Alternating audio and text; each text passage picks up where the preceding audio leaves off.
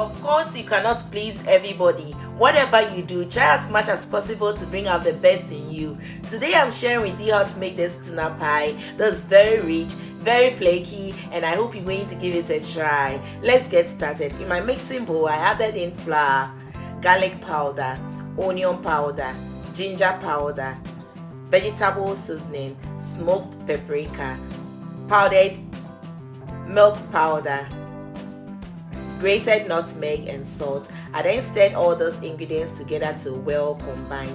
I'll list the exact amount of the ingredients that I used in the comment section or in the description box below.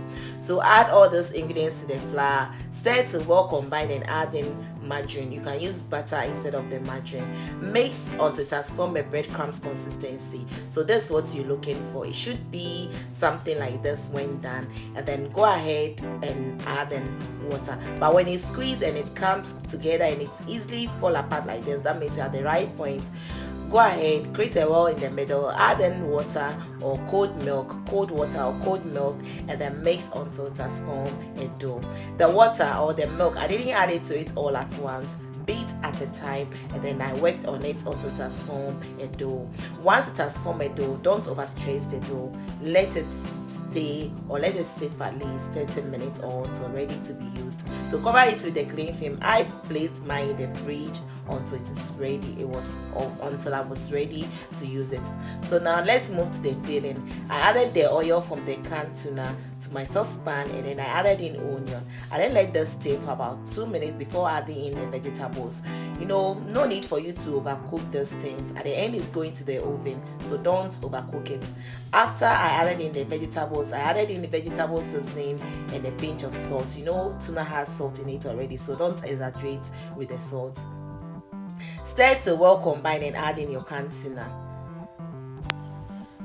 Once the canned tuna is added to it, go ahead and stir to well combine again and add in just about a tablespoon of flour, this all-purpose flour, and chili powder. If you're not a chili lover, you can use black pepper instead of the chili powder. Stir to well combine again. That's what you're looking for. Very simple and easy, isn't it? Now let's move to the dough. Please let it stay until it has cooled down completely before using it. So sprinkle a little bit of flour on your work surface, divide the dough into 8 equal parts, and then cut a rectangle or a square shape and add in your filling. But before adding in the filling, make sure you brush the edge with water. Scoop about a tablespoon of the filling, fold it, and then use your hands to press and make sure it is well sealed. So use a fork to make sure it is sealed well. If not, it will open when you put it in the oven. So please make sure it is sealed well. Go ahead and cut off the excess, and that's it. Isn't it beautiful? Isn't it beautiful?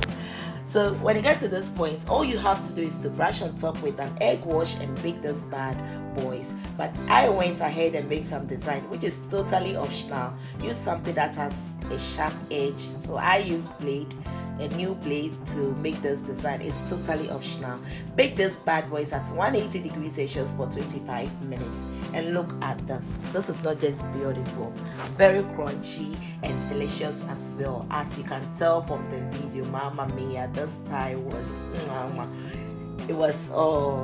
I hope you really enjoyed watching this video, and I know you're going to give me a credit by giving this video a thumbs up, share, comment, subscribe to my channel if you haven't already, follow my page, and guys, just look at this.